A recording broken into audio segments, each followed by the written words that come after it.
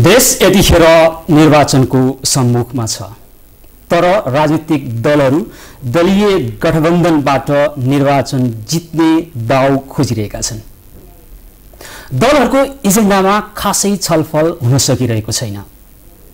आखिर दलहरूले जनतालाई कसरी आफूलाई मत हाल्नको लागि विश्वास दिलाउन सक्छन् त?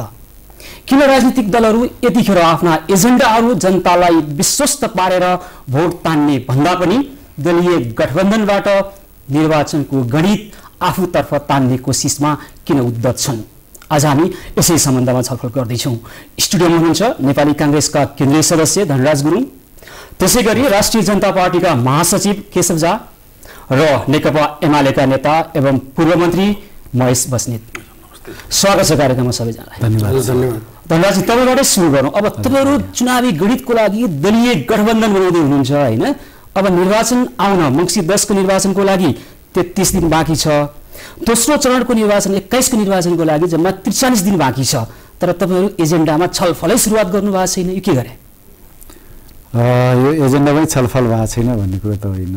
किन भन्दाखेरि चुनावको लागि म्यानिफेस्टो घोषणापत्र तयार पार्ने गरिन्छ। त्यो घोषणापत्र भनेको केन्द्रीय समिति हो, सबै नेताहरू बसेर गर्ने कुरा होइन। केन्द्रीय समितिले हाम्रो पार्टीको हकमा महेश आचार्यको सहयोगतामा म पनि छु त्यो समितिमा घोषणापत्र तयारी समिति गठन गरेको थियो र त्यो घोषणापत्र तयारी समितिले आफ्नो काम अन्तिम चरणमा पुर्याइसकेको छ। त्यसकारणले गर्दा बिहालो बाँधेर श्राद्ध गरे जस्तै हो, जहिले आए पनि हुन्छ। एउटा घोषणापत्र नेपाली जनतालाई देखाइदिने, अहिलेका घोषणाहरू योभन्दा अगाडिका घोषणापत्रहरूको तपाईँले बिर्सिसक्नु हो नि त अवस्था त?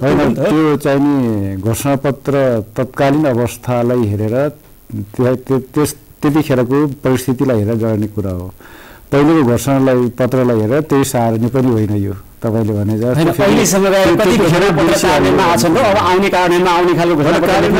कार्यान्वयनको कुरा गर्दाखेरि हेर्नुहोस्, कार्यान्वयनको सन्दर्भमा चाहिँ नि यो खनखन्ती झोला पैसा गर्ने जस्तो होइन। यो चाहिँ नि देखिने यसबाट आउटपुट कसरी आयो भन्ने कुरा हेर्ने। जस्तै जिडिपी हो मुख्य कुरा, मुलुकलाई हेर्ने कुरा जिडिपीले हेर्ने हो। त्यस कारणले गर्दाखेरि कांग्रेसको पालामा जिडिपी ग्रोथ रेट कति बढ्यो, अरू बेलामा कसरी बढ्यो या तपाईँ आउँछु त्यो सम्बन्धमा सन्दर्भमा। मेरो सामान्य प्रश्न एजेन्डामा छलफल कम भइराखेको छ भन्ने मात्र थियो। ल केशवजी, तपाईहरुलाई सुन्नुस् त, निर्वाचन भनेको केवल जित्नको लागि होइन कि आफ्ना एजेन्डाहरू जनतामा स्थापित गर्नको लागि पनि हो। तर त्यतिर मतलबै छैन। को के गर्दा, कोसँग घाँटी चोर्दा चुनावी गणित आफ्नो पक्षमा आउँछ, त्यही गर्न मात्र उद्धत हुनुहुन्छ। अब खास त्यो पनि होइन। अब जस्तै यहाँलाई एउटा कुरा बताउँ, घोषणापत्र त अब प्रक्रियामा छ। अहिले फेरि हाम्रो चाहिँ खास गरेर हामीलाई त दुई किसिमको एलायन्स गठबन्धन भयो। एउटा ससफो नेपालसँग उपेन्द्र यादवजीहरूसँग संघीय समाजवादी फोरमसँग, अर्को चाहिँ नेपाली कांग्रेससँगको लोकतान्त्रिक गठबन्धन। उद्योग लागिरहेको होला नेपाली जनतालाई र विशेष गरी मधेसी जनतालाई होइन? त्यो नेपाली कांग्रेसलाई सत्तो सराव गरेर तपाईँहरूले महिनौ दिन मधेस ठप्प पार्नु भएको थियो। अहिले नेपाली कांग्रेससँगै गाडी जोडिराख्नु भएको छ। 150 भन्दा बढी मधेसी जनताको ज्यान गएको थियो। त्यसको हिसाब छ तपाईँसँग? नेपाली मधेसी जनताले माग दिन सक्नुहुन्छ? होइन, त्यो अब हिसाब किताबको कुरा त गर्दै गरौँला। पहिला चुनाव जिताउन होइन, एजेन्डाको कुरा गर्नु हो। एजेन्डामा एउटा एजेन्डा त पहिला नै स्पष्ट भइसकेको एजेन्डा के हो भन्ने कि अहिले जो गठबन्धन बन्यो, गठबन्धनले एउटा एजेन्डा पहिला नै फिक्स गरिसकेको अवस्था छ कि हामी लोकतन्त्रवादी, लोकतन्त्रको पक्षधर वाला जो पार्टीहरू एक ठाउँमा लोकतान्त्रिक 12 हुँदै समझदारी यता तपाईहरु आएको अलोकतान्त्रिक पार्टी कुन चाहिँ एउटा भन्दिनुस् त, आधारसहित भन्नुस्। होइन, सबै लोकतान्त्रिकै होला, त्यसमा हाम्रो विमति रहेन। खाली सिस्टमको सन्दर्भमा हामीले गठबन्धन बनाउन बित्तिकै एउटा कुरा अन्डरस्टुड के भयो भने राज्यको जो शासकीय स्वरूप छ त्यसमा नेपाली कांग्रेस लगायत मधेसवादी दलहरू जो पार्लियामेन्ट्री सिस्टमलाई मान्दछ र हामीले वेस्टमिनिस्टर मोडेलको आधारमा चाहिँ राज्यको संविधानले स्पष्ट बनाइसकेको छ। मात्रै होइन, त्यो बनाएर मात्रै त के भयो र? अब जस्तै अहिले भर्खरै वाम गठबन्धन भन्दा वाम गठबन्धनले यो मोडालिटीलाई, राज्यको शासकीय स्वरूपलाई च्यालेन्ज गर्दै एउटा नयाँ सोच पनि अगाडि डेभलप गरिरहेको अवस्था गर्न सक्छन्। नेपाली जनताले विश्वास गरेर 2/3 दिए भन्दा जसले जे पनि गर्न सक्छ संविधानलाई, त्यो गर्न सक्छ। त्यसकारण मैले सुरुमै के भने कि हाम्रो घोषणापत्र आउनु अगाडि त्यो संविधानमा भएकै कुरामा जो हाम्रो कमिटमेन्टको कुरा हुन्थ्यो त्यसमा चाहिँ हामी प्रतिबद्ध नै छौँ र यहाँले भने जस्तै हाम्रो पनि अब घोषणापत्र अहिले जोइन्टली निकाल्नु पर्ने भएको हुनाले अब फोरम र हाम्रो सहकार्यको आधारमा निकाल्नु पर्ने भयो नभए त अहिलेसम्म एक प्रकारको घोषणापत्र आइसकेको अवस्था हुन्थ्यो र त्यही प्रक्रियामा छ हामी दुवै पार्टी मिलेर यो प्रक्रियालाई अगाडि बढाउँदैछौँ आफ्नो एजेन्डाहरूलाई बाहिर सार्वजनिक कसरी जनता झुक्क्याउने भनेर प्रयास भइराखेको छ होइन अब त्यही रूपमा परिभाषित गर्नु भएन मैले आरोप लगाए होइन नि त कसरी झुक्याउने हामी त के भन्छ संविधान योभन्दा अगाडि पटक पटक अरूलाई के झुक्याउने होइन कहिले संविधान झुक्यायो कहिले माओवादीले झुक्यायो कहिले झुक्यायो तपाईँहरूलाई होइन झुक्यायो सत्ताको ललिपप पटक पटक खानुभयो होइन सत्तामा त हामी गएकै छैनौँ ललिपप त खाइयो नि ललिपप हुन्छ र गएपछि पूर्व मन्त्री महेश बस्नेत महेश तपाईँलाई लाग्दैन एजेन्डामा छलफलै भइरहेको छैन अब निर्वाचन भनेको नेतृत्व छनौट गर्ने प्लस नीतिगत प्रतिबद्धता जाहेर गर्ने यो दुवै प्रोसेस हो त्यसको हुनाले तपाईँले नेतृत्व छनौट नीतिगत प्रतिबद्धता जाहेर गर्ने कार्यान्वयन नहुने खालको भन्दा पनि एउटा प्रतिबद्धता एउटा आशा र एउटा ऊर्जा जनताको बिचमा लैजाने नै हो घोषणापत्र लैजाने हो तर कार्यान्वयन नगर्ने हो इतिहासको पनि समीक्षा गर्दा तपाईँले भनेको पोइन्टमा म सहमत छु तर सवाल के हो भन्दा अहिले शासकीय स्वरूपको कुरा विशेष गरेर 7 सालदेखि अहिलेसम्मको राजनीतिक अस्थिरता र एउटा सरकार 1 वर्ष टिक्ने कुरा चाहिँ एकदम महत्त्वपूर्ण कुरा ठुलो कुरा हुने जुन स्थिति छ त्यसको हुनाले हाम्रा दलहरू हुन् नि त फेरि दलहरू हुन् र संविधान निर्माण गर्दा हामीले संसदीय प्रणालीलाई अभ्यास गरेर प्रत्यक्ष निर्वाचित कार्यकारी बनाउने कुरामा जुन हामी सहमत हुन सकेनौँ त्यो एउटा कारण हो आज वाम गठबन्धनले उठाएको एउटा महत्त्वपूर्ण तपाईलाई र तपाईको दललाई र तपाईको दलका अध्यक्षलाई आम जनताले सोध्दै गरेको प्रश्न र मेरो पनि प्रश्न तपाईका दलका अध्यक्षलाई पनि यो प्रश्न हो तपाईँ मार्फत के सुन्नुहोस् त पछिल्लो 27 वर्षमा यो देशमा नेपाली कांग्रेसले 12 वर्ष शासन गर्यो नेकपा एमाले 4 वर्ष शासन गर्यो र माओवादीले 3 वर्ष शासन गर्न भइसक्यो तर 48 यताका तपाईहरुका घोषणापत्र बेघरबारलाई घरघरेडी बेरोजगारलाई काम लगायतका त्यो रिदम राइम मिलाएर लेख्नु भएको थियो नि भूकम्पले गाउँगाउँको घर भत्काएर मात्रै हो न भित्र भित्तामा अहिले पनि देख्न सकिन्छ ती कार्यान्वयन हुन सके पहल गर्नुभयो तपाईहरुले एमालेले संयुक्त सरकारमा सहभागिता रहेको क्षण त धेरै रह्यो होला तर एमालेले नेतृत्व गरेको जब सरकारलाई तपाईँ हेर्नुहुन्छ भने मनमोहन अधिकारीको 9 महिने सरकार र केपी ओलीको अघिल्लो 72 सालको 9 महिने सरकारलाई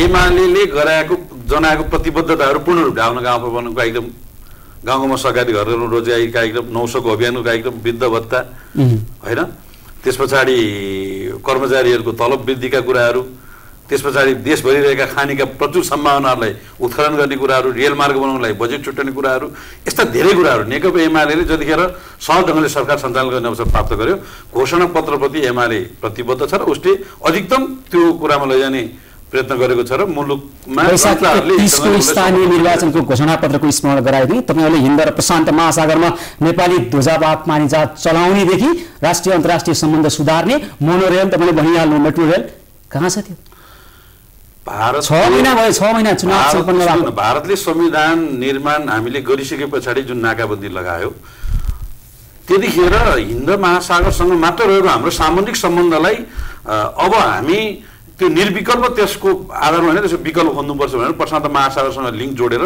चाइनामा गएर व्यापार तथा पारवन सन्धि गर्ने सी जिनपिङलाई नेपाल भ्रमणको लागि कन्भिन्स गराउने र चाइनासँग सम्झौता गरेर केरुङदेखि रेलमार्ग गराउने लगायतका पूर्व पश्चिम रेलमार्ग बनाउने खानीका सम्भावना मैले पनि भने र हिन्द महासागर र प्रशान्त महासागरमा एउटा मङ्गोलिया भूविस्थित राष्ट्रले आफ्नो पानी जहाज चलाएर उसको मुलुकको स्रोत मेरो सामान्य प्रश्न के हो भने तपाईहरु घोषणापत्र भनेको गफाडी पत्र रहेछ के गफ गर्ने पत्र रहेछ कहिले पनि पूरा नगर्ने पत्र रहेछ हैन घोषणापत्र कार्यान्वयनको सन्दर्भमा उसले शासन सत्ता सञ्चालन गर्न पाउनु पर्यो अब जहाँसम्म स्थानीय निकायको कुरा गर्नुहुन्छ तहको कुरा स्थानीय तहमा एमाले पहिलो पार्टी भयो कांग्रेस र माओवादीको अन्त छैन एउटा पर्टिकुलर एउटा कुरा गरौँ न विशेष कुरा काठमाडौँ सुन्नुहोस् त विद्यासुन्दर साक्यजी उहाँ मेयर हुनुभयो हैन उहाँले अहिलेसम्म के गर्नुभयो त 6 महिनामा पछिल्लो 6 महिनामा मोनोरेल मेट्रो रेल तपाईले दोहोऱ्याइरहनु भएको छ यी कुराहरू नेपाली जनतालाई काठमाडौँका प्रबुद्ध जनतालाई आश्वासन दिने मात्रै हो कि यी आधारमा हामी गर्दैछौँ भनेर भन्ने हो खै कहाँ पुग्यो कुरा सिंह दरबारको अधिकार गाउँमा पठाउने बेला भाषण चाहिँ गरियो तर वास्तवमा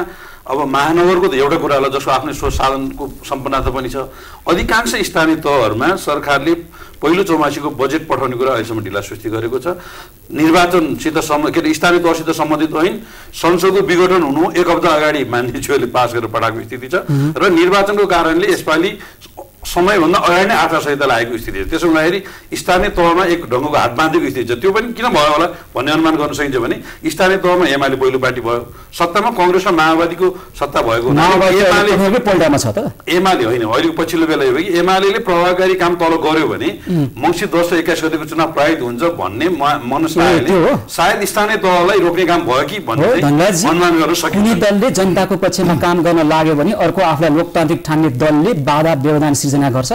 आफ्नो टाउको माथि आएको काउ छ, अर्को टाउको माथि फाल्न एमाले साथीहरू चाहिने यसमा खप्पिसै हुनुहुन्छ। महेशजी पनि त्यसमा कम हुनुहुँदो रहन्छ। कसरी 9 महिने शासनको एउटा स्मरण गराइदिनु हुँदा नेकपा एमालेको 9 महिने शासनमा अलिकता केही सुधारका कामहरू हुन थालेको थियो। नेपाली कांग्रेसलाई टाउको दुखेर उसले सरकार ढाल्नको लागि के गरेन नेपाली जनताले? सुधारको काम के भएको थियो भनिदिनु पर्यो। भनिरहनु भएको छ महेशजी। होइन, त्यो चाहिँ राख्नु भएको छ त।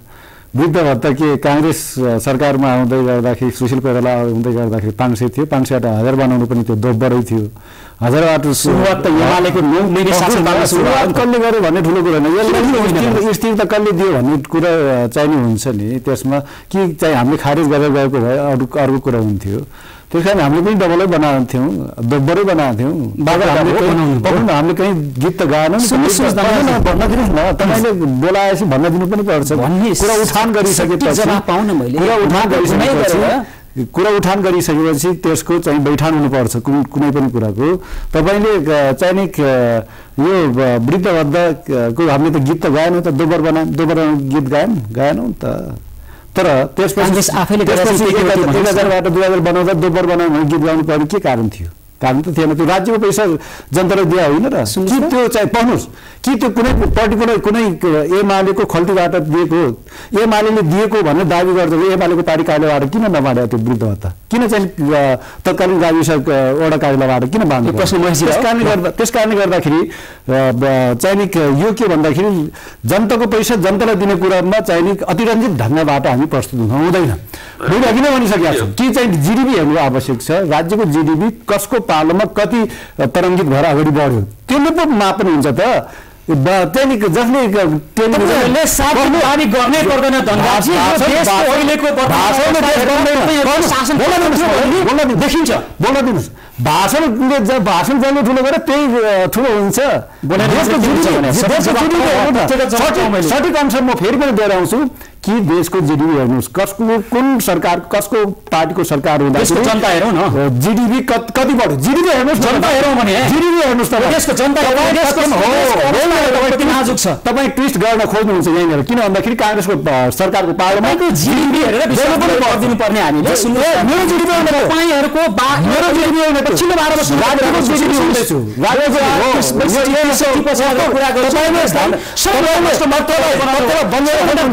एक मिनट तपाईँको बसमा बस्दिनँ। जब गर्न सक्नुहुन्छ तपाईँ, तपाईँको इच्छाको कुरा हो होइन। म तपाईँलाई नचाहिने कुरा जिडिपी राज्यको जिडिपी मेरो जिडिपी तपाईँले फिर लिनुपर्छ कि चाहिँ तपाईँको जिडिपी भन्नुभयो क्या? तपाईँले मेरो जिडिपी होइन, त्यो राज्यले तथ्यगत जवाब दिनुहोस्। म जिडिपी के तथ्याङ्क होइन, तथ्याङ्क होइन जिडिपी तपाईँलाई चित्र तपाईँलाई देखाउँछ। सुन्नुहोस्, तपाईँले यो कुरा त बोल्नु पर्दैन। पनि धनी र गरिब बीचको विभेदको खाडल झन् गहिरो भएको छ। प्रतिदिन यो मुलुकबाट 1500 भन्दा बढी युवा जान्छन् र एक वर्षमा 5 लाख भन्दा बढी युवाहरू खाडी मुलुक जान परिरहेको छ। त्यहाँ 3D जस्तो काम गर्नुपर्छ, डर्टी, डिफिकल्ट, डेन्जरस काम गर्नु परिरहेको छ। प्रतिदिन 400 भन्दा बढी सब विदेशबाट नेपाल आउँछन्। त्यो भनेको वर्षमा 1440 भन्दा बढी हो। प्रतिदिन यो देशबाट 54 भन्दा बढी चेलीबेटी बेचबिखन हुन्छन्। त्यो भनेको 20,000 भन्दा बढी वार्षिक चेलीबेटी बेचबिखन भइरहेको छ। संसारको सबैभन्दा भ्रष्ट मुलुक बनाउनु भयो तपाईँहरूले यो 20मा। सबैभन्दा गरिब मध्ये गरिब मुलुक बनाउनु भयो 20मा। तपाईँले भ्रष्टाचारलाई खुब बोलाउँछ। हामी भ्रष्टाचार विरुद्धको अभियान्ताहरूलाई चाहिँ तपाईँले चाहिँ एकदम समस्याउनुहुन्छ। तर तपाईँले ब्रोन्जको ल्याएको मैले धेरैपल्ट देखेँ। तपाईँलाई व्यक्तिगत प्रश्न हो महेशजी, भन्नुहोस् त यो मुलुकमा तपाईँले गरेको के, हामीले देखेको के र काङ्ग्रेसकै कारणले दिएको यो कुरा चाहिँ म सहमत छु। किनभने 48 देखि 52 सालसम्म कम्युनिस्टहरूले जित्यो भने, एमाले जित्यो भने बुढापाकालाई गोली हान्छन्, सामूहिक रूपमा ड्रममा लाइन लाएर भात खुवाउँछन् भन्ने एउटा भ्रम गाईले जुन फाल्यो, त्यस्तो होइन। ब्याज त खाइरहनु भएको छ तपाईँहरू अहिले, त्यो बाहेक के गर्ने नेकपा एमाले नेपाली जनताको लागि एमाले सम्मान गर्छ भन्ने सन्देश दिनको लागि त्यो दिएको, त्यस मानेमा तपाईँहरुबाट झिकेर दिया हो। नेकपा एमालेले आफ्नो पार्टीको बजेटबाट दिया हो। कुनै पनि सरकारले आफ्नो पार्टीको र व्यक्तिगत खर्चबाट काम गर्ने होइन। जनताकोले कर तिरेको ब्याज कति खाइरहनु त भने जनताले कर तिरेको पैसाबाट नै सामाजिक सुधारका लागि सामाजिक कारणले 2051 मा तपाईहरुले राम्रो मत पाउनुभयो, नेपाली जनताले मत दिए। त्यसपछि तपाईहरुको के हो त भन्नुस्? ज्येष्ठ नागरिक भत्ता त एउटा मात्रै उदाहरण हो हैन। मैले भने नि त तपाईको लामो कति समय धेरै वर्षदेखि अल्पत्र परेको हुलाकी राजमार्ग बनाउने कुरा, मधेसमा चाहिँ नि प्रत्येक सदरमुकामलाई व्यवस्थित आवास बनाउने कुरामा प्रत्येक सदरमुकामका मधेसका सदरमा 50 करोड रुपैयाँ पठाउने कुरा हैन। हाइवेले 6 लेनको बनाउने कुरा, हाइवेबाट चाहिँ सदरमुकामबाट एमालेले धेरै गरे हैन त। यी समग्रमा एमालेले जति गरे अरूले कसैले गरेका छैन। जे राम्रो काम भएको छ केवल एमालेले गरे, अरूले गरेन भन्ने तपाईको दाबी रह्यो नि। एमाले संसदीय व्यवस्थाभित्र बसिरहँदा त्यसभित्रका विकृतिका छिटाहरू एमालेलाई पर्दैन भनेर म दावा गरिदिनु पर्यो। तर के भन्दा मूलत एमालेले प्रमुख सत्ता सम्हालिरहेको नेपालमा सुरासुन्दरी काण्ड गरे, सांसद किनबेस सुरासुन्दरी काण्ड, समिट होटल काण्ड, त्यो त मनमोहन काण्ड, सुन न चिनी काण्ड कसले गरे? मनमोहन अधिकारीको लोकप्रिय सरकारलाई हटाएर संसदीय व्यवस्थाका जुन विकृत स्वरूपहरू त्यहाँ देखिन थाले, पजेरो काण्ड, सिङ्गापुरमा गएर हाम्रो मन्त्रीहरूले झ्यालफोली काण्ड, पुरुष सभासदहरूले सुत्केरी भत्ता खाने काण्ड र विश्वनाथ उपाध्यायजीलाई त्यतिखेर कन्भिन्स गराएर त्यो एमालेको सरकारलाई जुन पच्युत गर्ने काम गर्यो, त्यसपछि संसदीय व्यवस्थाका विशृङ्खलहरू त्यहाँबाट सुरुवात भयो। त्यसले नै सुरुवात गरे हो। त्योभन्दा अगाडि नै तत्कालीन नेपाली काङ्ग्रेसले तत्कालीन राजालाई सुन्नुस् त, तपाईँले जुन कुरा उठाइरहनु भएको छ, बैठकको लागि समावेदन गरिसकेका थिए, राजाले संसदको बोलावट गरिसक्नु भएको थियो, बैठकको तपाईँहरूले विषयमा न्यु खोजिया हो। त्यो चाहिँ राम्रोसँग संविधान अध्ययन गर्नु होला, म त्यता गइनँ, तपाईँ रोक्छु महेशजी। ल यहाँ केशवजी, मधेसमा लामखुट्टे मार्ने अभियान सुरु हो होइन? अभियान त अब सुरु भइ नै रहेछ, अब नहुने कुरा स्थानीय निर्वाचनको घोषणा पत्रमा तपाईँहरूको एउटा बुदामा मधेसमा लामखुट्टे मार्ने भन्नुभएको थियो। स्थानीय तहको निर्वाचन लगत्तै हामीले सरसफाई अभियान सुरु गर्यौँ सबभन्दा सुरुवातमै। अब सुरुवातमा हामीले त्यो अगाडि बढाइसकेपछि अहिलेसम्म त्यहाँको बजेटको सन्दर्भमा महेशजीले पनि भन्नुभयो, बजेट विनियोजनका कुराहरू आफ्नै अब उम्मेदवार जित्न बित्तिकै आफ्नै खल्तीबाट खर्च गर्ने कुरा हुँदैन। राज्यको अहिलेसम्म पैसा चाहिँ त्यहाँ पुगिसकेको अवस्था छैन, केही व्यवस्थित भएको अवस्था छैन। तालमेल गर्दै हुनुहुन्छ, त्यो दललाई सोधे हुन्छ नि, त्यो दल सरकारमा छ नि नेपाल होइन, त्यो सोध्ने नै हो, त्यो नसोध्ने भन्ने होइन। भर्खर त चुनावको परिणाम आयो, 10 दिन बाद छैन। हाम्रो हातमा भएको कुरा त्यो सरसफाई अभियान सुरुवात गर्ने यहाँहरूले पुरै TV, media, Facebook, social site सबैमा हेर्नु भएको होला। हामी जित्न बित्तिकै हामीले सबभन्दा पहिला सरसफाई अभियानलाई अगाडि बढाएका छौँ र हामीले भनेका पनि थियौँ कि हामीले यति दिनभित्रमा कामहरूको पहल कमसेकम सुरुवात गर्छौँ, किनभने अहिले त बजेट त छैन, बजेट अहिलेसम्म विनियोजन भएको छैन। हामीले मुखले भनेका कुराहरू बहाना नखोज्नुस् त। होइन, तपाईँलाई यो कुराको जानकारी छ त? बजेट गएको छ भनेर गाउँपालिका नगरपालिकाहरूलाई यसको लागि किन आन्दोलन नगरे त? होइन, आन्दोलनलाई चाहियो भने महिनौँ दिन नेपाली जनताको घाँटी ठ्याप्प हुने गरी छिमेकमा गएर भात खाएर देशप्रति ढुङ्गा हान्न हुने, अनि मधेसी जनताको लागि आफैले गरे प्रतिबद्धता कार्यान्वयन हुन सकेन भने अनि आफैसँग तालमेल गरेर नेपाली काङ्ग्रेसलाई केही पनि भन्न नसक्ने कस्तो राजनीतिक तर्क, कस्तो राजनीतिक अभ्यासमा हुनुहुन्छ तपाईँहरू? होइन, त्यो के कुरा हुन्छ भनेपछि तपाईँले भने जस्तै कुरा चाहिँ होइन, त्यो सत्य पनि होइन। फेरि यहाँले भने जस्तो त्यो कहाँ गएर कसले ढुङ्गा हाने हो त्यो हामीलाई थाहा छैन। यसरी एउटा राजनीतिक आन्दोलनलाई सुन्नुहोस्, नेपाली गोली हाने तपाईँ उता बसेर ढुङ्गा हाने देखाएर त्यही कुनै ढुङ्गा हानेको होइन। तपाईँले जसरी व्याख्या गर्दै हुनुहुन्छ आन्दोलनको, यसरी व्याख्या नगर्नुहोस्। एउटा नेपाली जनतालाई अधिकार दिलाउने सवालमा भइरहेको आन्दोलनलाई यसरी होइन, अब त्यसकै प्रयास जनताको दुःख पीडा सबै समस्या राजनीतिक समस्या हो, राजनीतिक समस्यासँग जोडिएका समस्याहरू छन्। तपाईँहरूको सत्तामा जाने भर्याङ्गो भन्नुहोस् न, समस्याको समाधान गरिहाल्नुहुन्थ्यो नि। 5 वर्षमा हामी एकचोटि पनि सत्तामा गएनौँ। हरेक सरकारले रेड कार्पेट बिछाएर हामीलाई बोलाएकै हो, हामीले सरकारहरूलाई समर्थन गरेको, त्यसकारण यस्तो आरोप लगाउनु भएन। तपाईँको दलको स्थानीय तहको निर्वाचनको घोषणा पत्र अलिकति स्मरण गराइदिनु। 10 वर्षमा नेपाललाई मध्यम आयुक्त गतिशील राष्ट्र बनाउने, 1 दशकसम्म 7 देखि 10% आर्थिक वृद्धि हासिल गर्ने, झट्ट हेर्दा बजेट हो कि घोषणा पत्र जस्तो लाग्थ्यो? कहाँ पुग्यो?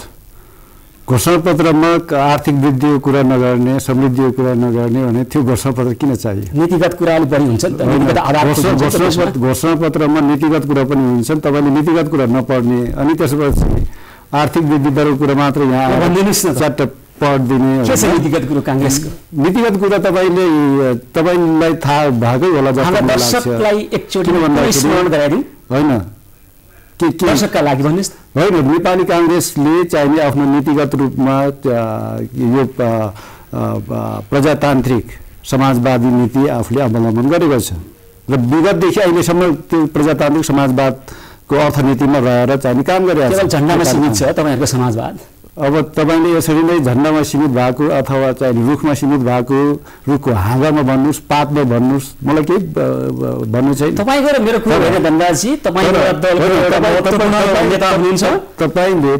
जुन जवाफ दिनुहोस् त हाम्रो हरेक कुरामा होइन, हरेक कुरामा ट्विस्ट गर्नुहुन्न क्या, ट्विस्ट गर्नुहुन्न। जवाब ठिक ढङ्गबाट ठिक ठाउँमा पुग्न दिनुपर्छ।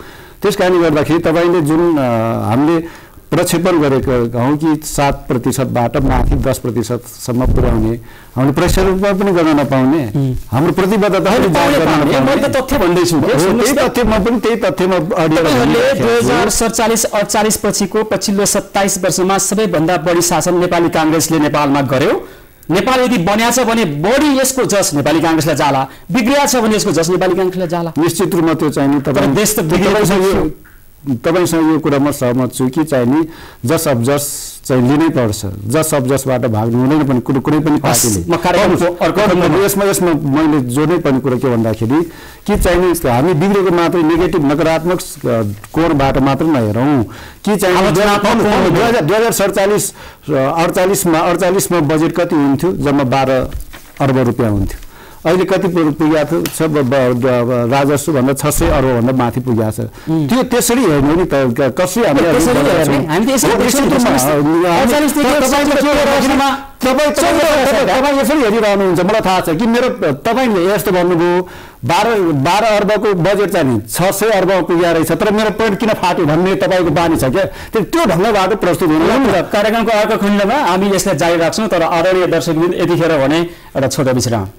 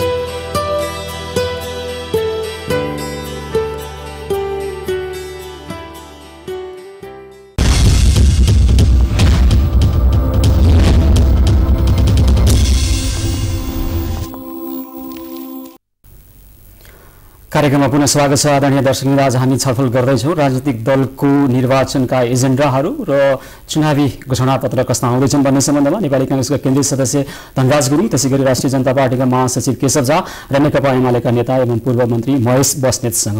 महेशजी, 2048देखि 61को 13 वर्षमा तपाईँहरूले यो मुलुकलाई 14वटा सरकार दिनुभयो। 13 वर्षमा 14वटा सरकार, धेरै दिनुभयो नि। 63देखि 74सम्मको 11 वर्षमा 11वटै सरकार, संविधान निर्माण पछिको 2 वर्षमा 3वटा सरकार। तपाईहरूले आफ्नो ऊर्जा, आफ्नो कपाल, आफ्नो जुङ्गा किन फुलाउनु हो भन्दा सरकार ढाल्न, सरकार गिराउन र आफ्नो सत्तामा जान। अहिले तपाईँहरू वाम गठबन्धनको नाममा के गरिराख्नु भएको छ? अलिक धेरै मिलौँ, अलिक बढी सत्ता कब्जा गरौँ र देश लोकतन्त्रको नाममा लुटौँ। सही हो नि? क्वेसन एकदम महत्त्वपूर्ण छ, तर क्वेसनभित्रै विरोधाभास छ। विरोधाभास किन छ भने हिजो हक अधिकार प्राप्तिका चरणमा हामी थियौँ, संविधान निर्माणका चरणमा हामी थियौँ, दलहरू हामीले धेरै बनायौँ, धेरै नेता चाहिएको थियो, धेरै जुझ्नु परेको थियो। यस मानेमा सरकार अस्थिर भयो। अब हाम्रो निष्कर्ष के हो भने मुलुक समृद्धि प्राप्तिको अभियानमा गइरहँदा जनताको चाहना भनेको विकास हो, जनताको चाहना शिक्षा स्वास्थ्य रोजगारी हो। यस मानेमा अब दल थोरै चाहिन्छ, अब दल थोरै चाहिन्छ भन्ने मानेमा हामीले निर्वाचनसित सम्बन्धित ऐनमा थ्रेसहोल्डको व्यवस्था गर्नको लागि जुन सहमत भयौँ एमाले र काङ्ग्रेस विशेष त, त्यसका कारणले आज एकतिर वामपन्थी ध्रुवीकरण, एकातिर कङ्ग्रेसको नेतृत्वको ध्रुवीकरण, यो दुईटा ध्रुवीकरण बनिरहेछ। चुनावका लागि ध्रुवीकरण, चुनावपछि तपाईँहरू फेरि फुट्नुहुन्छ, एकता गर्नुहुन्न भन्ने आधारहरू त हामीसँग प्रशस्त छन्। अब कस्तो हुन्छ, बिहा गर्न लागेको बेला भोलि डिभोर्स हुन्छ भन्ने कुरा चाहिँ धेरै छलफल नगरौँ। त्योसँग दाम अलि मिल्दैन, तपाईँहरूको इतिहास त्यसो भन्दैन, तथ्यले भन्दैन भने अब एउटा पार्टीको स्थिर सरकार 5 वर्षको बन्ने सम्भावना, एउटा गठबन्धनको सशक्त प्रतिपक्षी सम्भावनातर्फ मुलुक गइरहेको छ। त्यस मानेमा अब 5 वर्ष यो मुलुकले स्थिर सरकार दिन सक्छ। तपाईँले जे प्रश्न अघि गर्नुभयो त्यसको समाधानको निमित्त गठबन्धन बनेको। गठबन्धनलाई त काङ्ग्रेसले कम्युनिस्ट अधिनायकवादतर्फको यात्रा भनिराखेको छ नि त। अब यो चाहिँ के हो भने लोकतन्त्र भनेको अभ्यासबाट झाँचिन्छ, जरोको थर्मामिटर नापे जस्तो नाप्ने विधि हुँदैन। त्यो अभ्यास निर्वाचनमा टिकट पाइराखेका छन् र भोलि कस्ता व्यक्तिहरू चुनिएर संसदमा आउँदैछन् भन्ने कुराले देखाउँछ। तपाईँको इतिहासले वर्तमान देखाउँछ, वर्तमानले भविष्य आकलन गर्न सकिन्छ, जो चाहिँ नेपाली जनताको पक्षमा छैन भनेर अहिले दाबी गर्ने मसँग प्रशस्त आधारहरू छन्। तपाईँका त्यो आधारले म मान्छु। यो अभ्यासको कुरामा चाहिँ काङ्ग्रेसभन्दा एमाले एक स्टेप अगाडि छ, प्रशस्त हामी दावा दिन सक्छौँ। हाम्रो आन्तरिक अधिवेशनका अनुभवहरू छन्, अरू धेरै कुराहरू। जहाँसम्म तपाईँले कस्ता व्यक्तिले उम्मेदवार पायो भन्ने कुरा छ। निर्वाचन भनेको जनताको सार्वभौम सत्तालाई आफ्ना जनप्रतिनिधि मार्फत उपयोग गर्ने व्यवस्था हो। त्यसको हुनाले यो निर्वाचनमा जनता सर्वाधिकार सम्पन्न हुन्छन्। पार्टीहरूले गलत व्यक्ति उम्मेदवार दिएको छ भने त्यसलाई हराउने अधिकार जनतामा हुन्छ। दलहरूबीच सिन्डिकेट गरेर तपाईँहरू निर्वाचन लड्ने, दलीय गठबन्धनबाट निर्वाचन गणित आफ्नोतिर पार्न खोज्ने, पैसा शक्तिको बलमा निर्वाचन जित्ने अनि जनतालाई सार्वभौम छन् भन्ने नि। मलाई के लाग्दैन भने यसपालिको निर्वाचनमा कुनै त्यस्तो आतङ्कको घेरा पनि छैन, यसपालिको निर्वाचनमा कुनै त्यस्ता प्रलोभनका दायराहरू पनि बन्न सक्दैनन्। र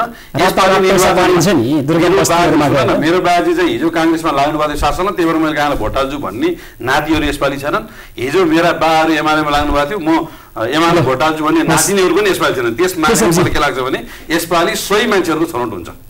हिजो काङ्ग्रेसको विरोधमा आन्दोलन गरेर आज काङ्ग्रेसकै जस्तै घोषणापत्र, लगभग एउटै घोषणापत्र आउने होला, काङ्ग्रेससँग तालमेल गरेको। काङ्ग्रेसको विरोधमा आन्दोलन गरिएको होइन, तपाईँले एकदम त्यो गलत कुरा उठाउनु। काङ्ग्रेसको विरोधमा आन्दोलन राज्य सत्ताको विरुद्धमा थियो होइन, उनीहरूले भनेको त्यो भन्दा काङ्ग्रेस पनि थियो, कुनै बेला एमाले पनि थियो। त्यसैले कुनै पार्टीको विरोध होइन, हामीले निषेधको राजनीति गर्न खोजेका होइन। हाम्रो आन्दोलन चाहिँ आफ्नो अधिकार प्राप्तिको लागि थियो र त्यो लडाइँ हाम्रो राज्यसँगको थियो। त्यसकारण त्यसलाई चाहिँ कुनै पार्टीप्रति इङ्गित गर्नु हुँदैन जस्तो लाग्छ। त्यसरी चाहिँ अव्याख्या गरियो भने जति पनि यो मुलुकका आन्दोलनहरू भएका छन् त्यो त तत्कालीन समयमा कसै कसैको विरुद्धमा भएको होला होइन। अहिले तपाईँहरूसँग काङ्ग्रेसको कार्यगत एकता अथवा तालमेल भइरहेका छन्, यसको सैद्धान्तिक आधार छ कि छैन भन्दा छैन। होइन, आधार त किन नहुनु, आधार त प्रष्टै आधार छ। हामीले भनेको स्पष्ट कुरा के हो भने संविधान अधुरो छ, अपूर्ण छ, यसलाई पूर्णता दिनुपर्छ र त्यसको निम्ति हामीले शब्दमा अधुरो अपूर्ण संविधान बनाउने को त भन्दा काङ्ग्रेस एमाले माओवादी होइन। त्यो बनाउने भइसकेपछि पनि बनाउँदाखेरि तिनै पक्ष एक ठाउँमा थिए। संविधान संशोधन गर्दाखेरि नदिने काङ्ग्रेस माओवादी एमाले, काङ्ग्रेस र माओवादी त यसमा अपूर्ण छ र यसलाई संशोधन गर्नुपर्छ भनेर त प्रक्रियामै भाग लिइसकेपछि अनि चाहिँ उनीहरू छैनन् भन्न त मिलेन नि। काङ्ग्रेस पनि गम्भीर भएर माओवादी पनि गम्भीर भएर पछिल्लो समयमा हाम्रो संशोधनको पक्षमा उभिएको अवस्था थियो र हामीले संविधान संशोधनको पक्षमा उभिएका दलहरू मिलेर हामी चाहिँ चुनावमा जानुपर्छ भन्ने हामीले मानसिकता बनाएका थियौँ। तर चाहिँ यता फेरि माओवादी चाहिँ एमालेसँग गठबन्धन गरेपछि हामीसँग बाँकी दलहरू जो थियो हामी एक ठाउँमा एकताबद्ध भएका हौँ। त्यो होइन चुनावी तालमेल गरेर अगाडि बढौँ भन्ने हिसाबमा हुन्छ। केशवजी ल धनराजजी, अब तपाईँहरूको अहिलेको यो गठबन्धन लोकतान्त्रिक गठबन्धनको अभ्यास किन भइरहेको छ भने राजनीतिक स्थायित्व र सरकारको स्थायित्व दिनको लागि भन्ने छ होइन त। त्यस कारण तपाईँहरूले एजेन्डामा कम छलफल गरिराख्नु भएको छ, मुख्य तपाईँहरूको ध्यान यतातिर छ। तर राजनीतिक स्थायित्व हुँदैन भन्ने कुरा तपाईँहरूको इतिहासबाट वर्तमानको आकलन गर्न सकिन्छ, देखिन्छ, वर्तमानबाट भविष्यको आकलन गर्न सकिन्छ भनेर मान्ने हो भने हेर्नुहोस् त काङ्ग्रेसले अथवा यो देशका राजनीतिक दलहरूले 2050 देखि 58को 8 वर्षमा 10 वटा अविश्वासको प्रस्ताव ल्याइ गरे। नेपाली काङ्ग्रेसकै कुरा गर्ने हो त 52 देखि 58को 6 वर्षमा नेपाली काङ्ग्रेसले आफ्नै दलको सरकार हुँदाखेरि संसदीय दलमा 4 पटक अविश्वासको प्रस्ताव ल्यायो, अन्तर्घात गरेर 36ले सत्ता सरकार ढालिदिए। भनेपछि त राजनीतिक तपाईँको स्थायित्वको जुन तर्क गरेर राख्नु भएको छ, काङ्ग्रेस एक्लैको एकमाना सरकार आउँदा त तपाईँ टिकी खान दिनुहुन्न। अरूसँगको गठबन्धनले राजनीतिक स्थायित्व पाइन्छ पत्याउँछन् जनताले? हेर्नुहोस्, राजनीतिक स्थायित्व वास्तवमा चाहिने नेताहरूले, पार्टीका नेताहरू पहिलो कुरो त आफै क्लिन हुन आवश्यक छ, स्वच्छ हुन आवश्यक छ। छन् क्लिन? शुद्ध आफै शुद्ध हुन आवश्यक छ। शुद्ध आफै शुद्ध नभइकन कुनै पनि पार्टीमा भनिराखेको छु, कुनै पनि पार्टीको नेता आफै शुद्ध नभइकन एकदम थाई सरकार बनाउँछु भन्नु दिवा स्वप्न देखा जस्तो। नेपाली कांग्रेसको अलि अगाडि घटना स्मरण गराइने हो। कांग्रेसको मात्र सजाय पाएकालाई उठ्न नदिने भनेको कांग्रेसले मरि हत्या गरेर जनताको प्रतिनिधि बनाउन पाउनुपर्छ भनेर मरि हत्या गरेर हाम्रो आँखा देख्नु पर्यो। कांग्रेसले नभन्नुहोस्, कांग्रेसका केही सांसदहरूले त्यो चाहिँ प्रस्ताव राखेका थियो र म पनि कांग्रेसकै नेता हुँ, कांग्रेसकै केन्द्रीय सदस्य हुँ, म आफैले त्यसलाई टर्मिनेट गरिदिएँ भनेपछि तपाईँले यसो बुझ्नुहुन्न किन? होलसेल यही कुरा म तपाईँ तपाईँ कांग्रेस कहाँ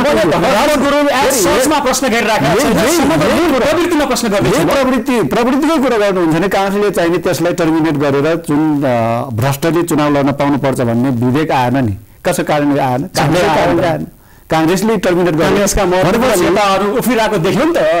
भनेपछि हाम्रो जोड बलले त्यो ल्याउन दिएनन् भनेपछि तपाईँले कुरा यसरी चाहिने ट्विस्ट गर्नुहुन्न क्या? चाहिने भ्रष्टहरूलाई तपाईँ के भनिरहनुहुन्छ? भ्रष्टहरूलाई पनि चुनाव लड्न पाउनुपर्छ भनेर कांग्रेसले ल्यायो, प्रयास गर्यो भन्दैछु भने मेरो प्रयास भन्नु कांग्रेस भनेको 207 जना थिए। मलाई प्रश्न भन्न दिनुहोस्, 207 जना सांसदहरू थिए भने कांग्रेसको 19 जनाले पाउनुपर्छ भनेर संशोधन प्रस्ताव ल्याउँदैमा सबै कांग्रेसले पाउनुपर्छ भनेको थिएन नि त। त्यही भएर हामीले त्यो 19 जनाको लागि विड्र गराइदियौँ। त्यो गलत गर्नुभयो तपाईँहरूले भनेर हामीले विड्र गराइदियौँ। त्यो कांग्रेसको निर्णय भनेको त होइन नि त, 19 जनाको निर्णय प्रयास त भएको हो नि त। व्यक्तिबाट सुरु भएको थियो, जनस्तरबाट व्यापक दबाव जनस्तरबाट होइन, जनस्तरको कुरा उठाउने मान्छे पहिला मै हुँ। के चाहिने यो गलत भएको छ, यो विड्र गर्नु पर्दैन चाहिने सामाजिक सञ्जालमा सबभन्दा पहिला त्यही त गर्ने थिएन। 19 जनाले उठाएको कुरा 207ले मान्छ भन्ने तपाईँले अपव्याख्या गर्नु, तपाईँले उहाँले भनिराख्नु भएको छ नि घरिघरि अपव्याख्या हो, तपाईँको अपव्याख्या गर्नु। महेशजी सुन्नुहोस् त, तपाईँहरू अब माओवादी र एमाले घोषणापत्र उस्तै आउँदैछ? एमाले र माओवादीको संयुक्त घोषणापत्र आउँदैछ र विगतमा हामीले प्रतिबद्धता गरेका र सरकारमा रहेको बेलामा काम गर्न सकेको कुराहरूलाई पनि समेत विगतको आक्षेप र हिलो छेपाछाप चाहिँ के हुन्छन्? लम्पसारवादीहरू तपाईँकै शब्दमा उग्र राष्ट्रवादीहरू केमा आएर मिल्दैछन्? अब मूलत वामपन्थी शक्तिहरूको विभाजनका कारणले नेपाली कांग्रेसले 12 वर्षसम्म सत्ता गर्ने जुन अवसर प्राप्त गर्यो त्यतिखेर मुलुकले सुशासन पाउन सकेन, मुलुकमा भ्रष्टाचार नियन्त्रण हुन सकेन, मुलुकले भनेपछि वामपन्थी फुटेपछि सत्ताको उपभोग गर्न पाइएन, निष्कर्ष हैन, राज गर्न पाइएन सत्तामा, त्यसकारण मिलौँ, राज गरौँ, लुटौँ। हैन, सत्ताको उपयोगिता किन? हामी त्यसलाई सत्ता भनेको कुर्सीसँग जोड्दैछौँ कि यो कुरा हामी पछिल्लो 27 वर्षमा नेकपा एमाले पनि विभिन्न एमाले चमाले सरकार बनाएर 4 वर्ष त सत्ताको ललिपप चाटेकै हो, म चाटेकै हो, तर पनि नेपाली जनताले केही नदिए पनि हो। तपाईँले अहिलेसम्म ब्याज खाइराखेका भनेको मनमोहन अधिकारीको पालामा के गरी झुक्केर वृद्ध भत्ता दिन ल्याउनु भएछ, कांग्रेसले त्यो बढाइदिएछ, त्यसकै ब्याज खाइरहने नेपाली जनताले केही गर्नु पर्दैन? नेपाललाई उन्नति समृद्धि लानु पर्दैन? तपाईँहरूले एमालेको सरकार बनाउँदा, माला नेपालको सरकार हुँदा अनमिनको भूमिकालाई निस्तेज पार्दै द्वन्द्वलाई व्यवस्थापन गर्नेदेखि लिएर मूलत मुलुकको द्वन्द्व व्यवस्थापन होइन आम हडताल लगायतका विषयवस्तु थियो, त्यतिखेर उहाँले महत्त्वपूर्ण भूमिका खेल्नुभयो। मधेसी सदनमा तराई तटबन्धको कुरा आए, पुष्पलाल राजमार्ग भनेर मध्य पहाडी राजमार्गमा नयाँ राजमार्गको कन्सेप्ट एमालेको पालामा आयो होइन। पटक पटक एमाले नेतृत्व गर्दा नयाँ नयाँ कन्सेप्टहरू आएका छन्। यी सबै कन्सेप्टहरू मैले डिटेलमा तयारी गरेर आएको छैन। अब मेरो भनाइ चाहिँ के हो भने कन्सेप्टको अभाव हो होइन, काम भएको छैन। मध्य पहाडी राजमार्ग आज कति तीव्र गतिमा काम भएको छैन र? यो देशमा कन्सेप्ट दलहरूले बनाएर राख्नु पर्दैन कि? एमाले घोषणा गरेको राजनीतिक अभ्यास तटबन्ध कार्यक्रमको उद्देश्य बाढी नियन्त्रण गर्ने, तटबन्ध बनाउने र त्यहाँ चाहिँ सुकुम्बासीहरूलाई व्यवस्था छिटो आउनु पर्यो। 58,000 सुकुम्बासीको व्यवस्थापन एमाले गरे होइन। केशवजी के छ त अब नयाँ एजेन्डा के हुन्छ? तपाईहरु मधेसको लागि मात्र केन्द्रित भएर हो कि अब नेपाली कांग्रेससँग घारी जोड्नु भएको छ क्या अरे होइन? नेपाली कांग्रेसका के एजेन्डाहरू तपाईहरुसँग मिल्छन् अथवा पृथक के हुन्छ? नेपाली जनताले स्पष्ट थाहा पाउन सक्छन् कि तपाईहरुको चुनावी तालमेलमा गोलमाल खालको आउँछ घोषणापत्र? कस्तो छ अवस्था? होइन, घोषणापत्र त अब एकदम प्रगतिशील नै हुन्छ। हामीले खास घोषणापत्र त्यो कार्यान्वयन हुने खालको मात्रै घोषणापत्र आउँछ, एकदम व्यवहारिकै हुन्छ, कार्यान्वयन हुने खालको हुन्छ। सबभन्दा पहिला बुझ्नु के पर्यो भनेपछि हामी भर्खरै संहितामा गएका छौँ। संहितामा जानलाई हाम्रो ठुलो सङ्घर्ष भएको थियो। त्यसको बावजुद हामी आज संहितामा प्रवेश गऱ्यौँ र प्रादेशिक संरचनाहरू बनेर अहिले हामीले स्थानीय तहको निर्वाचन गरेर अहिले हामी प्रदेश र प्रतिनिधि सभाको निर्वाचनमा जाँदैछौँ। र यो यसकारण यसको आवश्यकता महसुस भयो कि जसरी पार्टीहरूले यहाँले भने जस्तै 27 वर्षको इतिहास देखाउनु भयो कि केही विकास हुन सकेन, त्यो सबभन्दा ठुलो महत्त्वपूर्ण विषय के थियो भने बजेटको बाँडफाँड चाहिँ राम्रोसँग हुन सकिरहेको अवस्था थिएन। त्यसकारण जस्तै हामी मधेसबाट चाहिँ 72 देखि 80% बेला बेला राजस्व उठेर आउने, अनि तर बजेट विनियोजन हुँदाखेरि चाहिँ 12-13% भन्दा पनि बढी नकट्ने, अनि त्यो बजेट गएको ठाउँमा नि पुँजीगत खर्च हुन सकेको छैन। चुवाट यदि धेरै भएको छ, भ्रष्टाचार यदि धेरै भएको छ, तपाईँले बजेट धेरै किन मागे भन्दा अलिक बढीमा भ्रष्टाचार गर्न पाओस्। होइन, त्यो भ्रष्टाचार गर्ने कुरै हुँदैन। हामीले भ्रष्टाचार गर्ने कुरा हुँदैन। हेर्नुहोस्, राजनीतिमा मलाई त एउटा कुरा अझै पनि के भन्न मन लागेको छ नि, जसरी बारम्बार त्यो नेताहरूलाई आक्षेप लगाउने काम हुन्छ नि, यो देशलाई कसैले बर्बाद बनाएको छ भने ब्युरोक्रेट्सहरूले हो। नेता त यतिकै बदनाम छन्, नेताहरूलाई त यतिकै बदनाम गरिएको छ। तपाईँलाई उदाहरण दिन्छु, एउटा सानो योजना हामी लिएर गाउँमा बजेट लिएर तपाईँको पटक्कै कुरो मिलेन। एउटा कर्मचारीले काम गरेर दिइराखेको छैन, जो लोकसेवा आयोग पास गरेर देशको राष्ट्र सेवक भएर तलब खाएर बस्छ र आफ्नो सेवा अवधिभन्दा पछाडि पनि पेन्सन खाएर बस्छ, उसले काम गरिराखेको छैन भने भटाभट कारवाही किन नगरे? भटाभट कारवाही यहाँ चाहिँ मन्त्रीले एउटा कार्यालय सहयोगीलाई कारवाही गर्न सक्दैन। मन्त्री भएर किन बस्या त? म त्यही भन्दैछु, एउटा यति कार्यालय सहयोगीहरू यति पावरफुल छन्, मन्त्रीको मन्त्री मन्त्रीले अहिलेसम्म राजनीतिमा दिए त मेरो कार्यालय सहयोगीले मैले भने मानेन र जनताको लागि काम गर्न पाइनँ, त्यस कारण मैले यो कुर्सी छोडेँ भनेर कसैले भनेको छैन अहिलेसम्म? त भनेको छैन नि, त्यो मन्त्रीको गर्ने अरूलाई आरोप मात्रै लगाए। आरोप होइन, तपाईँले आफै पनि तपाईँले यहाँ जे प्रश्न गर्दै हुनुहुन्छ आफ्नो जीवनमा आँगन टेढो भन्ने खालको कुरा नगरौँ। सकिएन भने सकिएन भनौँ, सकिने कुरा हुन्छ। जस्तै एउटा योजना, एउटा एक त यो थाई सरकार लामो समयसम्म नटिक्ने एउटा त्यो समस्या, एउटा मन्त्री आएर एउटा योजना बनाएर कार्यान्वयन गर्न पाइरहेको हुँदैन, त्योभन्दा अगाडि सरकारले ढलेको अवस्था हुन्छ। हाम्रो चाहिँ उदाहरणहरू यस्तै छ। त्यसकारणले मैले भनेको के भने तपाईँले एउटा योजना लिएर गाउँमा विकासको बजेटै विनियोजन गराएर लिएर जाँदाखेरि कमिसनमा स्थायी सरकार आए पनि आए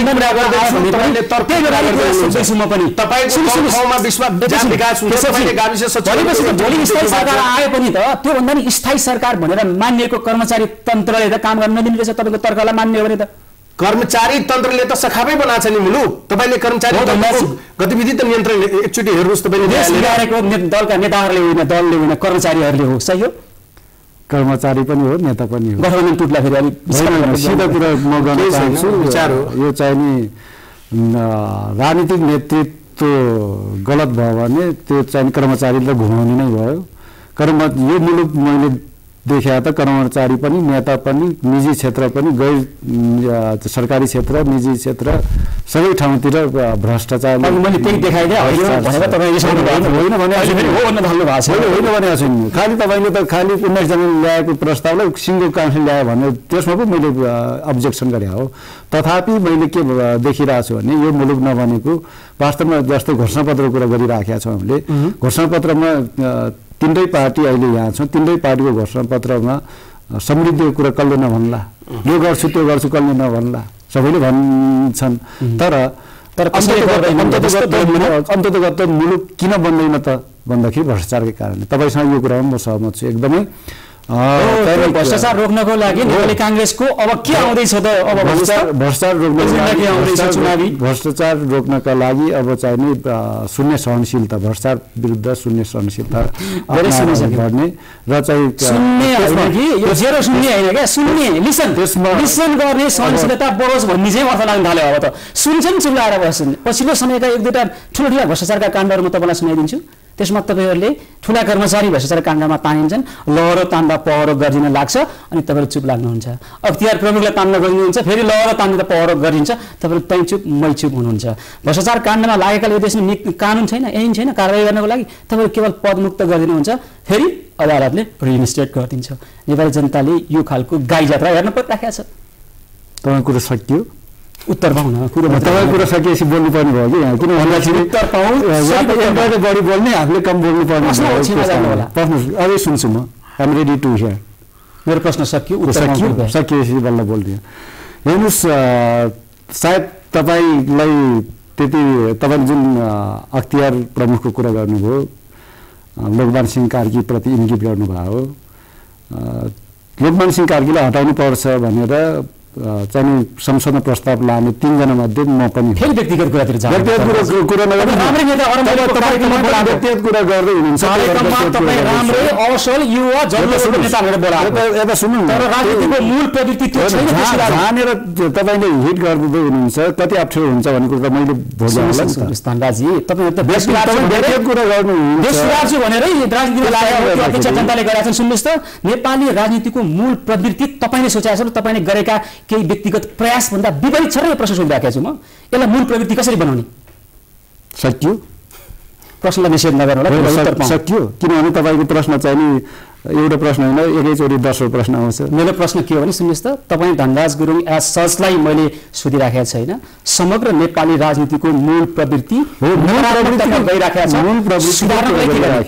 मूल प्रवृत्तिकै कुरा गरिराखेको छु सुधारको लागि त अस्ति भर्खर तपाईँले फेरि यो व्यक्तिगत कुरा भन्नु व्यक्तिले उठान नगरेसम्म राज्यको हुँदैन कुनै पनि कुरा एउटा व्यक्तिले देश बदलिएको कुरा हामीले देखेका छौँ सिङ्गापुर एउटा व्यक्तिले बदलेको कुरा हामीले त्यही नजिकै देखेका छौँ मलेसियामा एउटै व्यक्तिले देश बदलेको हामीले देखेका छौँ भने नेपालमा किन सकिँदैन तर तपाईँ के भन्नुहुन्छ तेरो कुरा भनिहाल्नुहुन्छ त्यो चाहिँ गलत क्षमा गर्नु होला म व्यक्तिगत रूपमा त्यस कारणले गर्दाखेरि यहाँ अस्ति भर्खरै मैले संसदमा सार्वजनिक महत्त्वको जरुरी सार्वजनिक महत्त्वको प्रस्ताव राखेर क्यासलेस गरौँ यो भ्रष्ट साह्रै भयो व्यापारीले कर छली गर्ने नक्कली भ्याट बिल गर्ने न्यून विजयीकरण गर्ने अधिक विजयीकरण गर्ने नेताहरूले पनि भ्रष्टाचार गर्ने तपाईँले भने चाहिँ गरेर भ्रष्टाचारीलाई यसो लिएर न्यायालयले उन्मुक्ति दिइदिनु यो साह्रै भयो जताततै भ्रष्टाचारको जाल छायो त्यसैले अब चाहिँ यसलाई क्यासलेस मुद्राविहीन कारोबारमा लैजाउँ भनेर प्रस्ताव राख्ने मान्छे त मै हुँ तर यसो भन्दै गर्दाखेरि तपाईँले भन्नु तैँले व्यक्तिगत कुरा गरिस् भनिहाल्नुहुन्छ अहिले फेरि त्यस कारणले गर्दा यो भाव सुधार्न कुरा तपाईँको योगदानमा साधुवाद छ धन्यवाद छ मलाई फेरि यो कुरा पुरा गर्न दिनुहोस् त्यही कुरालाई व्यक्तिगत कुरा नगरेर अब यसलाई चाहिँ मुलुकै कुरा गर भने त संसदमा पेश गर्ने हो संसदमा त्यो जरुरी सार्वजनिक महत्त्वको प्रस्तावको रूपमा मैले पेश गरेको छु अब त्यसलाई त्यो संसद सचिवालयको सम्पत्ति भएर बसेको छ गुरुङ एस सचले के गर्यो भन्ने फेरि त्यही कुरामा राजनीतिक मूल प्रवृत्तिलाई त कसैले त अब चाहिँ सच्याउनको लागि इन्भेस्ट गर्नु पर्यो नि त यहाँनिर प्रश्नलाई निषेध नगर्नु होला प्रश्नको संवार नगरौँ प्रश्नले लोकतन्त्रलाई बलियो बनाउँछ उत्तर तथ्यमा आधारित तर्कमा आधारित कृपया पाउँ तपाईँबाट अहिलेसम्म तपाईँले जे जस्तो राजनीतिक अभ्यास गरिराख्नु भएको छ नेपाली जनतामा यो प्रति वितृष्णा बढिसकेको छ तपाईँहरूलाई आफ्ना कार्यकर्ताहरूले महेश दाइ एकदम राम्रो गरिराख्नु भएको छ धनराज दाइ एकदम राम्रो गरिरहनु भएको छ केशव दाइ एकदम राम्रो गरिरहनु भन्नुहुन्छ ताली ठोक्नुहुन्छ तर यथार्थ त्यो होइन आँखा अलिकता ठुलो बनाएर खोल्नुहोस् तपाईँहरूले केही राम्रो काम गरेकै आधारमा केही जल्ला बल्ला युवा नेता भनेर 3 जनालाई मैले आज यहाँ जुटाएको छु व्यक्तिगत रूपमा तपाईँले राम्रै काम गर्नु होला तर त्यो व्यक्तिगत रूपमा गरेका राम्रा कामलाई नेपाली राजनीतिको मूल प्रवृत्ति कसरी बनाउने भन्ने मात्रै मेरो जिज्ञासा थियो धनराजजीले अलिक गलत बुझ्नुभयो ल भन्नुहोस् त कसरी गर्ने थियो मलाई गलत बुझ्यो भन्नुभयो तपाईँले उहाँले मलाई आरोप लगाइहाल्नुभयो गलत मैले बुझेँ होइन गलत तपाईँले बुझ्नुभयो होइन मेरो कुरा तपाईँ जवाब दिनुपर्छ अहिले जस्तो लाग्छ अब म उहाँहरूको दुईजनामा के सहमत छैन भने नेता कर्मचारीहरू सबै भ्रष्ट भएर देश बिग्रियो त्यसमा फेरि इमान्दार भन्ने पनि होइन मूलत धेरै मान्छेहरू इमान्दार छन् थोरै मान्छेहरू भ्रष्ट भएको कारणको समस्या आएको छ भ्रष्टाचारलाई नियन्त्रण गर्ने निकाय बनाएको छ नि हामीले कानुन त अख्तियार त्यही भन्दैछु म अख्तियारमा गएर लोकमानजीलाई हामीले बनायौँ सुशीला कार्कीले सुडान घोटाला प्रकरण काण्डका दोषीलाई आरोपित गर्नुभयो के अरे कारवाही गर्नुभयो लोकमानजीलाई हटाउनु भयो नमराज सिलवालजीलाई किन नगर्नु भयो क्वेसन सोध्नुभयो नमराजजीले राजीनामा दिँदा आँखाबाट आँसु झार्दै 16 करोड माग्यो भनेर आरोप लगाउनु भयो सुशीला कार्कीलाई फुलको माला लगाइएन सुशीला कार्कीले के लगाइयो माविको प्रस्ताव लगाइयो होइन यति मात्रै होइन तपाईँको अरू पनि तपाईँको बसमा जानुभयो भने जेलबाट छुटेका भ्रष्टाचारी नेतालाई 200 किलोको माला लगाइयो होइन तपाईँले अघि प्रश्न उठाइहाल्नु विधेयकमा भ्रष्टाचारीहरू उठ्न पाउने कुरा पनि ल्यायो तर तपाईँको दलतिर एकछिन ऐना देखाइदिन्छु नि त म सुन्नुहोस् त तपाईँको दलले झन्डै गुन्डा नायके भन्नेलाई झन्डै टिकट दिएको थिएन झन्डेको कुरा छोड्नु न झन्डै त कस्तो भने रूपचन्द्र विष्टले भन्नुहुन्थ्यो मेरो आमा झन्डै पहिलो गएको थिएँ झन्डै पहिलो गए म जन्मिन्थेन भन्नुहुन्थ्यो झन्डेको कुराको तर्क हुँदैन जनस्तरबाट सामाजिक सञ्जालमा विरोध नगरे भए सुन्नुहोस् त नेपालको मिडियाले तपाईँलाई खबरदारी नगरे भए तपाईँहरू यो देशमा विकृतिको पहाड भित्राउनुहुन्छ त्यो तपाईँहरूको राजनीतिक संस्कार एउटा गभर्मेन्टले सिफारिस गर्यो सच्याए नि त ल मानौँ मिडियाले विरोध गरेकै कारण सच्याए अब म चाहिँ काङ्ग्रेसभित्रको धनराज गुरुङ र गगन थापाको फ्यान हो म किन फ्यान हो भने उहाँले काङ्ग्रेसभित्र एउटा नयाँ ढङ्गका अभियानहरू चलाउनु भएको छ तर उहाँको अभियान चाहिँ कहाँ परिणत नहोस् भने भ्रष्टाचार विरुद्धको अभियान चलाइरहँदाखेरि भ्रष्टाचार विरुद्धको मत पनि काखले लिने अनि भ्रष्टहरूलाई टिकट दिनुपर्छ भन्ने कुराको निश्चित मान्नेहरूले अभियान चलाइरहँदा भ्रष्टहरूको पनि भोट लिने यो खालको स्थितिमा परिणत नहोस् उहाँहरूले जुन अभियान चलाउनु भएको छ त्यसलाई चाहिँ एउटा सार्थकतामा परिणत गर्न उहाँहरू सक्नुहोस् किनभने उहाँहरूका फ्यानहरू अरू पार्टीमा पनि धनराजी गगनजीहरूको जुन अभियान चलाउनु भएको छ त्यो हुनुहुन्छ त्यसमा हुनाले मूल प्रवृत्ति भनेको भ्रष्टाचारलाई नियन्त्रण गर्ने निकायहरूलाई हामीले सशक्त बनाउने हो बलियो बनाउने हो र शक्ति जबसम्म त्यो निकाय आफैपट्टि फर्कँदैन तबसम्म सशक्त बनाउने होइन जब त्यो निकायले आफैतिर फर्केर कारबाहीको अस्त्र उचाल्छ तब अनि पङ्गु बनाउने एमाले कहिले पनि त्यसो गर्नु म एउटा उदाहरण दिन्छु तपाईँलाई मै मन्त्री हुँदाखेरि राधा ज्ञावलीमाथि एउटा आरोप लाग्यो ऊर्जा मन्त्रालय उहाँले सम्हाल्नु भएको थियो अख्तियारले उहाँलाई कारवाही गर्ने भनेपछि अथवा पुष्पम पौडेलमाथि एउटा आरोप लाग्यो खेलकुद मन्त्री हुनुहुन्थ्यो उहाँहरू दुवैजनालाई प्रधानमन्त्री सुशील कोइरालाजीले हटाउने कुरामा एमालेको अध्यक्षकोसँग सहमतिमा हटाइयो तर पछि अदालतले उहाँहरू दुवैमाथि लगाएको आरोप चाहिँ ठिक होइन त्यो बेठिक हो भन्ने कुरा पुष्टि गर्यो होइन तर समीक्षा हामी यो ढङ्गले गर्दैनौँ तर मेरो मात्र सवाल के हो भने न्यायालय र अख्तियारलाई स्वच्छ बनाउने र एउटा चाहिँ हस्तक्षेप नगर्ने सदुपयोग सिद्धान्तमा लैजाने र भ्रष्टहरूलाई कारवाही गर्ने कुरामा हामी सामूहिक प्रतिबद्धता जनाउनुपर्छ प्रतिबद्धता मात्रै जनाएर के गर्ने भने आफ्नै पार्टीबाट उम्मेदवार बनेका सांसद बनिसकेकाहरूलाई न्यायालयमा लगेर न्यायाधीश बनाउने तपाईँहरू रेक्टर र भिसी तपाईँहरूको पार्टीका झोला बोक्ने कार्यकर्ताहरूलाई बनाउने तपाईँहरूले सांसद पद बिक्री गर्ने समानुपातिक पद केही करोडमा तपाईँहरू राजदूतहरू बिक्री गर्ने अनि सार्वजनिक मिडियामा हामी यो गर्छौँ त्यो गर्छौँ भन्ने प्रतिबद्धता जनाउने व्यवहार एकातिर तपाईँहरूको प्रतिबद्धता अर्कोतिर अब नेपाली जनताले पत्याउँछन् मैले भने त यो कुरा हिजोको राजनीतिक एउटा विशृङ्खलताभित्र अस्थिरताभित्र धेरै कुराहरू जसरी फोहोरभित्र लामखुट्टेहरू आउँछ सफा गरे पनि माउरी आउँछ नि त त्यो राजनीतिक हामी जाउँ त्यसपछि त्यहाँ माउरीहरू आउँछ झिङ्गाहरू लामखुट्टेहरू आउने व्यवस्थालाई फेरि म धनराजी तपाईँ कहाँ आयो भन्नुहोस् त यतिखेर नेपाली जनताले नेपाली काङ्ग्रेसको गठबन्धनलाई मत किन हाल्ने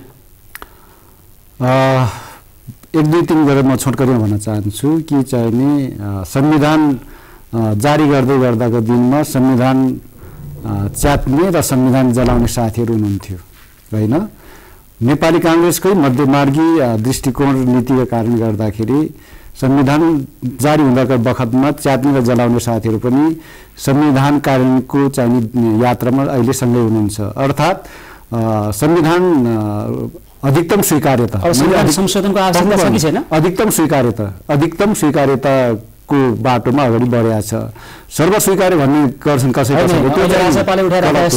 संविधान संशोधनको आवश्यकता मैले भन्दैछु अधिकतम स्वीकार्यको बाटोमा गयो यसरी बुझौँ हामीले संशोधन आवश्यक छ कि छैन अधिकतम स्वीकार्यको बाटोमा गएको छ संशोधन भन्ने कुरा त चाहिँ समय परिस्थितिको माग बमोजिम अगाडि बढ्यो शिलालेख कहिले पनि काङ्ग्रेस ठुलो लामो इतिहास भएको लोकतान्त्रिक पार्टी हो त्यसमा भोट हालौँ र म यहाँनिर भन्दैछु कि यो मुलुकलाई अहिले जुन तिक्तता राजनीतिक तिक्तताको बिचमा मुलुक जगडिएको थियो त्यसबाट निकालेर अधिकतम स्वीकार्यतामा अगाडि बढाएको अवस्था छ त्यसकारणले गर्दाखेरि पनि यसलाई एउटा जिम्मेवार राजनीतिक पार्टीको रूपमा काङ्ग्रेसले आफ्नो भूमिका अदा गरेका कारणले गर्दाखेरि पनि र काङ्ग्रेसले जब म फेरि पनि छोटकरी एक लाइनमा भन्न चाहन्छु जब नेतृत्व गर्छ सरकारको तब मुलुकको जीडीपी पनि बढ्ने कारणहरू यसका तपसिला धेरै कारणहरू छन् म त्यो कारणपट्टि जान चाहन्न त्यस कारणले गर्दाखेरि जनतासँग चाहिँ मत माग्छौँ हामी यस प्रबुद्ध मधेसी जनताले राष्ट्रिय जनता पार्टीलाई भोट किन हाल्ने अब हाम्रै एजेन्डा थियो र हामीले 63 सालमा आन्दोलन गर्दा संहिताको लागि पनि हामीले शहादत दिएको हाम्रा मधेसका मात्रै होइन अनि त्यसपछि हामीले जो समावेशिताका मुद्दा उठायौँ जो आज समानुपातिकमा के गर्नुभयो त आफ्नै सम्धि जेठान आफ्नै श्रीमतीलाई लानु हो नि समानुपातिकमा यस्तो हुन्छ अब राजनीतिमा तपाईँ जस्तो युवाबाट कृपया 17 झुट भन्ने हिम्मत त्यो पाइनँ मैले होइन त्यस्तो हुँदैन राजनीतिमा के बुढाबुढी राजनीतिमा लाग्ने नहुने हो भन्ने केही भन्नु छैन किनभने विभिन्न पार्टीमा जो लागेका छन् उनलाई चाहिँ अवसर दिनुपर्छ भन्ने एउटा कुरा अर्को कुरा हामीले जो मुद्दाहरू उठाएका थियौँ र हामी प्रतिबद्ध रूपमा यो संविधान अपूर्ण अधुरो छ भनेर हामीले त्यतिका दिनसम्म आन्दोलन गर्दा जो जनताले हामीलाई विश्वास गरेर साथ दिनुभयो हामीले अब त्यसको लागि दबाब दिनलाई हाम्रो गठबन्धनलाई 2/3 चाहिँ यदि मत हामीले प्राप्त गर्यौं भने हामीले यसलाई चाहिँ संशोधन गरेर अगाडि बढ्छौं भन्ने हाम्रो प्रतिबद्धता छ त्यसकारण त्यो विश्वास गरेर जनताले हामीलाई माओवादी एमालेको गठबन्धनलाई भोट किन हाल्ने भएपछि हामी राष्ट्रिय एकता बलियो बनाउँछौँ हामी सामाजिक सद्भाव राष्ट्रवाद मार्फत राष्ट्रिय एकता बलियो बनाउने हामी समृद्धि मुलुकलाई समृद्धिमा लैजान्छौँ हामी विकासका कुरा गर्छौँ हामी शिक्षा स्वास्थ्य रोजगारलाई संविधानले ग्यारेन्टी गरेका कुरा लागू गर्छौँ र संविधान काम गर्न सकिन्छ भने गर्नुस् हैन भने राजनीति गर्नुको आवश्यकता छैन गेरू वस्त्र धारण गरौँ कमण्डल बोकौँ सन्यास लिउँ देशलाई पुरै फाइदै हुन्छ जनताले तपाईँहरूबाट अपेक्षा गरेका छन् त्यो कुरा गर्न सक्नु भएन राजनीति गरेर सन्यास लिनुहोस् गेरू वस्त्र धारण गर्नुहोस् हैन भने सही खालको राजनीति गरेर देखाउनुहोस् हाम्रो शुभेच्छा हामीलाई समय दिनुभयो तिनैजनालाई धेरै धेरै धन्यवाद दर्शकहरू आज हामीले छलफल गऱ्यौँ नेपाली कांग्रेसका केन्द्रीय सदस्य धनराज गुरुङ राष्ट्रिय जनता पार्टीका महासचिव केशव झा र नेकपा एमालेका नेता पूर्व मन्त्री महेश बस्नेतसँग आजको कार्यक्रमको समय सकिएको छ म सुशील पाण्डेलाई पनि कार्यक्रमबाट बिदा दिनुहोस् हस्त नमस्कार।